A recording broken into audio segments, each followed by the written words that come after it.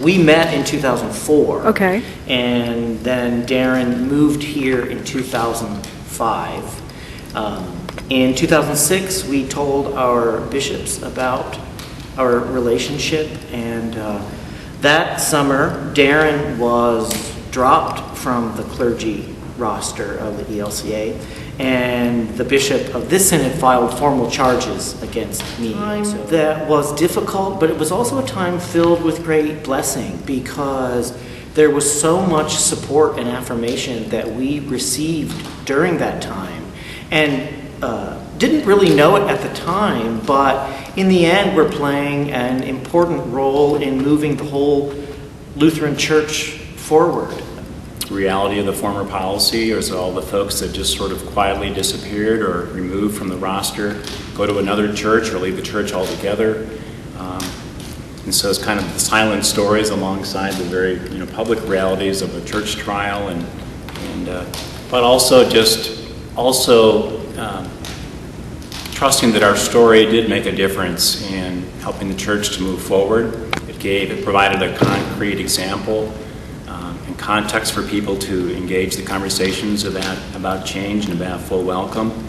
And I think anytime people are able to hear personal stories and to see vibrant ministry that's taking place in places like St. John's, that it really makes a difference to everyone else in the conversation and in the church. I think the trial made the injustice of the old policy very clear to a lot of people. Well, during the time in between, I continued to be the pastor here at St. John's, and throughout the trial and afterwards, our ministry was the same. This congregation has worked very hard to be a place that's open to everyone, that serves its neighborhood, that takes care of the poor. So we continued to grow, and in a sense we thrived during that time and afterwards. And then we're really grateful when finally in 2009 the church did change the policy, which opened the door to our reinstatement. Even though we always acted like we were part of the ELCA and that this ministry between pastor and congregation was very alive and vibrant, the denomination itself listed the congregation as vacant, which in a sense means in their mind that there was no functioning pastor present. Although what was surreal is that the church didn't do anything to fill that position, so in one sense it recognized that ministry was going on. Well, I think the blessing is that sort of our faith is the foundation of our relationship. We met at a church convention, a church meeting. As Brad says, the dream of every parent or every mother to have their child meet, their soulmate at a church event.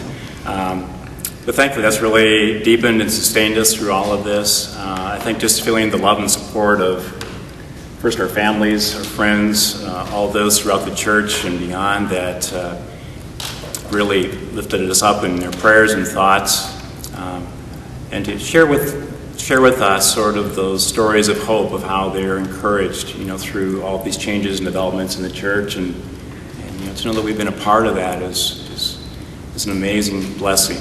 Well, there was an immediate, overwhelming standing ovation on Sunday morning when the reinstatement news was announced. I think for the whole congregation it felt like a really important crowning moment on the journey that we've been through together. And the room was just filled with excitement and celebration that morning. Oh, very excited, believing, trusting the process was going to move forward, but then, when you finally hearing the actual words and the affirmation of the Candidacy Committee in southeastern Minnesota, in support of both bishops in the conversation, it's just been really wonderful and healing and reassuring. And, I think going into the reinstatement, both of us were too afraid to hope it would really happen. And to discover that it did with so much ease gives me a lot of hope for what the church can be. I'm so grateful for the overwhelming support of the GLBT community here in Atlanta.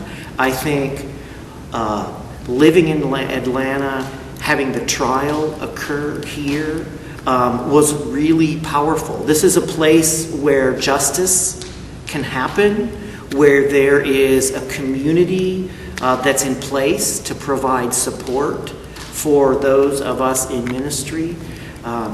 It's a city where there are already churches that are doing justice work with gay, lesbian, bisexual, transgender people.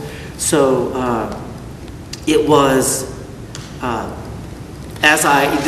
all of this has been a little nostalgic for both of us as we've thought back over this journey the last 4 years. And I think we will always treasure the moment of being grand marshals in the Pride Parade and receiving the kind of love from the gay community here is a powerful moment that we'll treasure forever.